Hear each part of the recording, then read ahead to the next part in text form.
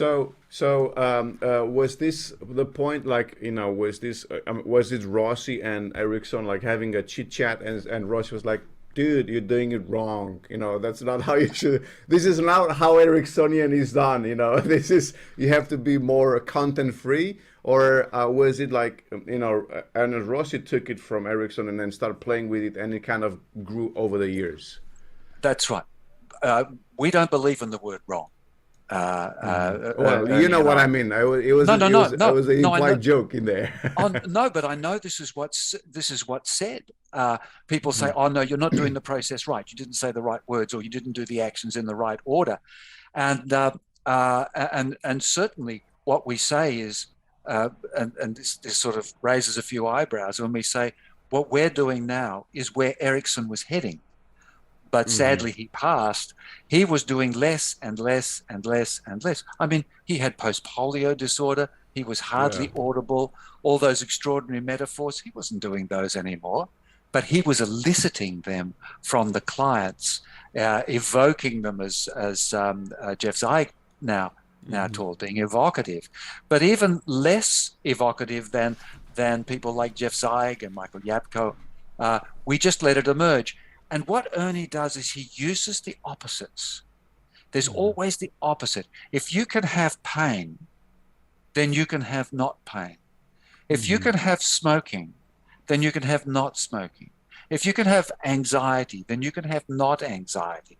But what Mhm. happens is these dominant things tend to dominate the whole experience.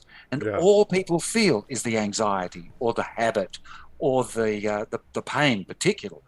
Yeah. Yeah. So if you can separate them and put the thing that we want to get rid of, or the thing that is the problem, over in one hand, and somehow get that to leave the picture.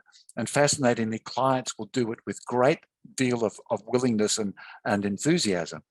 And then go, okay, if we've got the pain out of the way, the pain is out of the way, what's in this hand? I wonder. And here's something that's even more intriguing. If someone comes to me for pain, now remembering that I deal with a lot of much more serious complaints, I tend not to Yeah. deal with the standard type of I want to get rid of some action, I want to get rid of something. Yeah. But regardless of what it was, if it was smoking, if it were weeding, if it were gambling, I wouldn't even say put the pain, which hand, we say which hand wants to receive. Again, we ask, which hand wishes to receive whatever it is about that pain. I wonder, I don't know if it's the pain or if it's, I don't know. And I can't tell you the number of people who say, yes, the pain is going in there. Oh, but oh no, but it's not the pain anymore. Now it's something Mhm. else. And then we begin to find out deeper elements. But Yeah. sometimes but it is what it is in the moment. Uh, Yeah. if I'm doing 20 people or 10 people in a room, I'm sure you've seen many demonstrations. I mean, Freddie Jaquin, a lovely a friend of mine who's marvelous, Yeah. and he'll have 10 people in a line and he'll be doing a process. And every single one of them will more or less go through the same process. Yeah. If he says, your hand will raise, they'll all raise their hand. If it goes to the cheek, then you go into a deeper trance and so on and so forth. Beautiful and excellent and Yeah. achieves great things. But to stand in front of 10 people and have every single one of them go somewhere entirely unique to them is an extraordinary experience. You Absolutely. really have to work hard as Yeah. the trainer To when that is contain happening. everyone, yeah, to keep an To eye and watch keep them tabs all, on. and Yeah, yeah, exactly. yeah, yeah. But Mhm. but as an actor, of course, I was trained to take in whole audiences. I You hope know, you're not make. I hope you're not saying now that only people who train as actors or as singwriters or songwriters can do this. Because it's gonna kind of narrow down our audience, right? no, I just took a long time to learn how to learn about this stuff. Although I do think it'd be a wonderful thing to Yeah, explore. Explore yeah. your poetry, explore your painting, explore your dramatics. The but no, no, no, people don't. I wouldn't wish that would be a punishment. It's a hell of a Absolutely. profession to be in. I Let much me let prefer me this one. ask you. Yeah, absolutely. So let me ask you, if you were to, you know, give like a very brief presentation of what is mirroring hands, how would that sound? So I would suggest very simply that mirroring hands has a formalized process that we have written about, and we show half a dozen different ways in which it commonly is expressed and commonly used. But mirroring hands is a unique, exciting, creative, co-creative experience using the opposites, using the hands as receivers. So that externalizes the issue. So if we're dealing with trauma, we don't want to go inside and look at the trauma. We want to put it somewhere we can handle. And when I do the workshop, I describe some of the neuroscience that shows how in our brains we have very, very big hands and very, very big lips and tongue.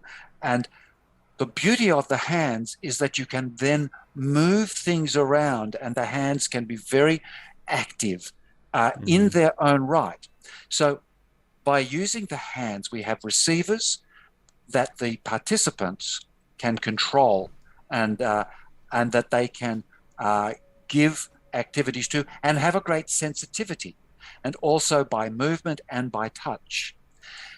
And that in doing so, we are able to allow them to move into the trance that they wish. And there is an induction process that we can use. I must admit, now that I do it all the time, it almost emerges spontaneously from the client who'll be going, oh, but I've got this and I've got that. I don't know what to do with each one. And I'll say, oh, but we do it by focusing attention like everybody else. Focus on your hands.